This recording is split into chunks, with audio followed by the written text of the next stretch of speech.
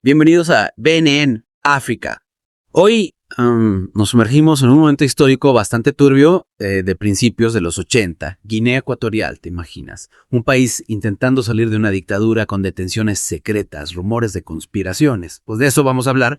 Nuestra fuente es un artículo del periódico El País, publicado el 9 de mayo de 1981. Se titula 150 detenidos en Guinea Ecuatorial. Un titular que ya de entrada nos da una idea del clima de tensión que se vivía, ¿verdad? Recordemos que esta noticia surge apenas unos años después del fin del régimen de Francisco Macías Nguema, un periodo, por cierto, marcado por la violencia y la represión bruta. Exacto, la sombra de Macías era alargada.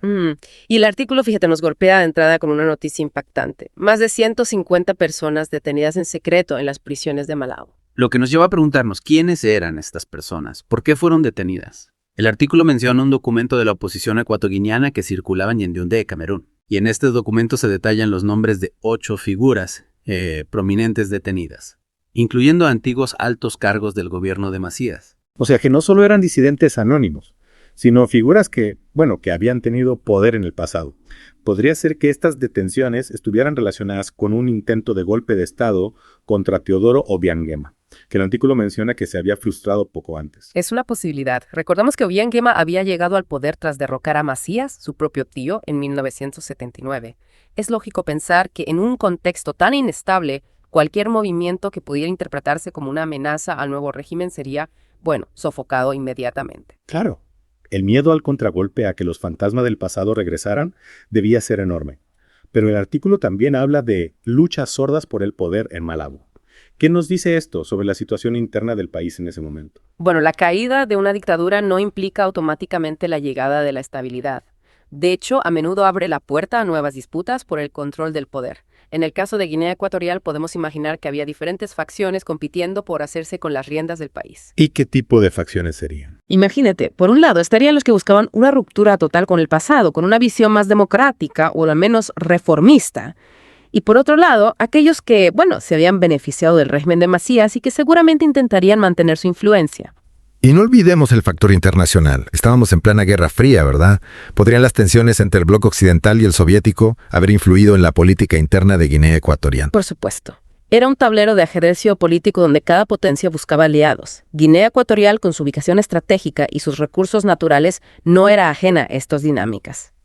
Entonces, tenemos un escenario complejo, un país que intenta dejar atrás una dictadura brutal, con luchas internas por el poder y presiones externas de las grandes potencias. ¿En qué lugar deja esto a los detenidos? ¿Eran realmente una amenaza o simplemente víctimas de una purga, preventiva? Es difícil saberlo con certeza basándonos solo en ese artículo.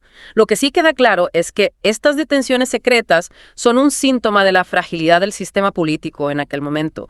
Un sistema donde la línea entre la seguridad del Estado y la represión política era muy difusa. Y donde la información era un bien escaso, controlado por el poder.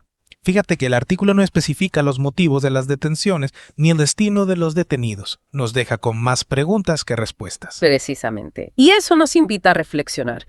¿Cómo se construye una democracia sólida sobre los cimientos de una dictadura? ¿Cómo se garantiza la justicia y el respeto a los derechos humanos en un contexto tan complejo? Preguntas que lamentablemente siguen siendo relevantes en muchos países del mundo. Efectivamente, la lucha por la libertad y la democracia es un proceso continuo, lleno de obstáculos y desafíos. Y es que la historia de Guinea Ecuatorial nos ofrece una valiosa lección sobre las dificultades de la transición hacia la democracia.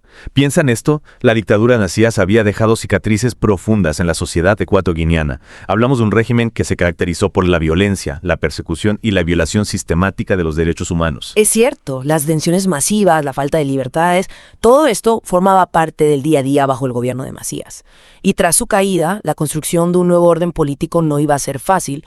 ¿Cómo se puede pasar de un régimen de terror a un sistema que garantiza los derechos y libertades de todos los ciudadanos? Exacto. Había que lidiar con las secuelas de la dictadura, con las tensiones entre diferentes grupos, con la necesidad de establecer instituciones sólidas. Y en ese contexto, cualquier atisbo de oposición o disidencia podía ser visto como una amenaza. Lo que podría explicar la dureza con la que se actuaba contra cualquier posible foco de inestabilidad. Es como si el nuevo gobierno, aún inseguro en su posición, viera enemigos por todas partes. Y claro, esto nos lleva de nuevo a la cuestión de las detenciones secretas. ¿Eran una medida necesaria para garantizar la seguridad del Estado o un acto de represión para silenciar a la oposición? El artículo nos ofrece una ventana a ese periodo turbulento, aunque sea a través de un pequeño resquicio. No tenemos todos los detalles, pero lo que sí podemos apreciar es la complejidad del panorama político de la época. Y también las dificultades a las que se enfrentaba Guinea Ecuatorial para dejar atrás su pasado y construir un futuro más esperanzador. Efectivamente. Y creo que en este caso, estas detenciones secretas nos invitan a reflexionar sobre la importancia de la justicia transicional. ¿A qué te refieres? Me refiero a la necesidad de afrontar el legado de las dictaduras de forma, digamos, integral. No basta con cambiar de gobierno, es necesario buscar la verdad, reparar el daño causado a las víctimas y garantizar que esos abusos no se repitan. Un proceso complejo, sin duda, pero fundamental para la consolidación de la democracia. Totalmente. Y no solo en el caso de Guinea Ecuatorial, sino en cualquier país que haya vivido bajo un régimen autoritario. La justicia transicional es un paso esencial para sanar las heridas del pasado y construir un futuro más justo y equitativo. Es decir, no se trata solo de castigar a los culpables, sino de crear las condiciones para que la sociedad pueda reconciliarse consigo misma y avanzar hacia un futuro democrático. Exactamente. Se trata de reconocer el sufrimiento de las víctimas, de establecer la verdad sobre lo sucedido y de construir mecanismos para prevenir que la historia se repita.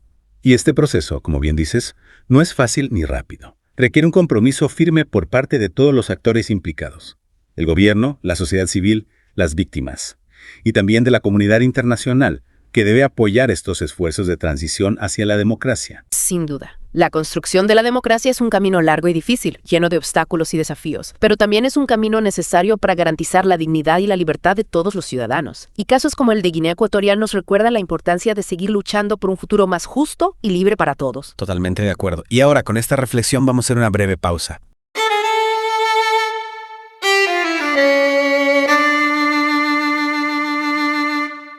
Volvemos enseguida para seguir analizando este momento crucial de la historia de Guinea Ecuatorial. Retomamos nuestro análisis y hay un aspecto que me ha llamado la atención en el artículo y que creo que es importante destacar.